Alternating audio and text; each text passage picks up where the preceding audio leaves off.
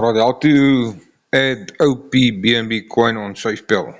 Let's have a look. So once I created the wallet now, I did the manual backup of the 12 words.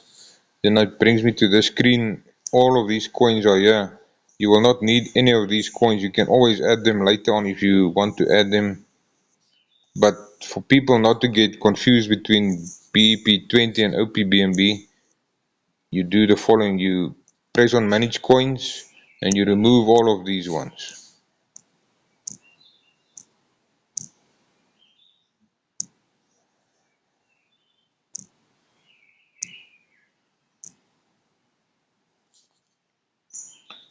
Alright, so now they are removed. You have no coins at the moment. The one that we are looking for is the black one.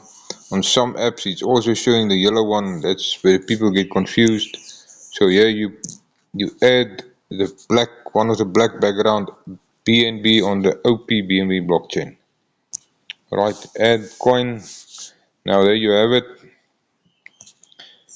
To receive or to receive money in the wallet, you press on receive and then you either share the here you can share the code with somebody to send you OPBNB, and you can send it via WhatsApp or any other means.